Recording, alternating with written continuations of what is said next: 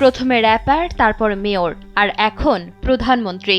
মাত্র কয়েক বছরের ব্যবধানে রাজনীতির সব হিসেব নিকেশ উল্টে দিয়েছেন বালেন্দ্র শাহ, যার হাত ধরে হিমালয়ের দেশে শুরু হয়েছিল অভূতপূর্ব এক জেনজি বিপ্লব। ক্ষমতার কেন্দ্রে আসায় এখন তার সামনে অনেক চ্যালেঞ্জ।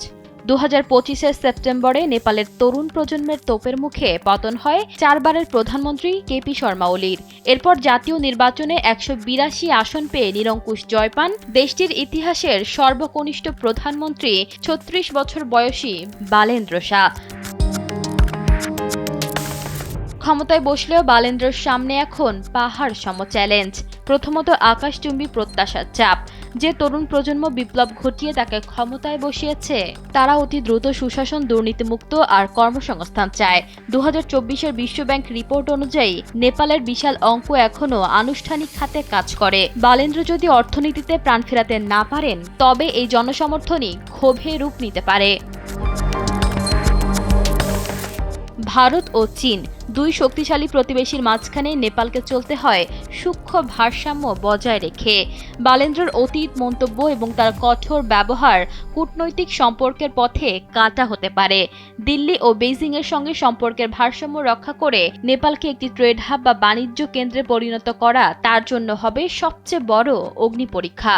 চীন ভারতের সাথে সম্পর্কের অবনতি ঘটতে পারে যে কোনো সময়, কারণ উনি এদের বিরোধী।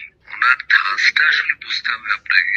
মধ্যবয়সী একটু উগ্র ধাঁচের মানুষ, মানে হুটহাট কথা বলেন। বালেন্দ্র শাহ শপথ গ্রহণের পরপরই গ্রেফতার হয়েছে সাবেক প্রধানমন্ত্রী কেপি শর্মা ওলি। পুলিশ বলছে, গত বছরের সেপ্টেম্বরে জেনজি বিক্ষোভকারীদের ওপর চালানো প্রাণঘাতী দমন অভিযানে জড়িত থাকার অভিযোগে তাকে গ্রেপ্তার করা হয়েছে। রাজনৈতিক বিশ্লেষকরা মনে করছেন, আমলাতন্ত্র এবং সংসদীয় রাজনীতিতে কেপি শর্মা ওলি শেকড় অনেক গভীরে।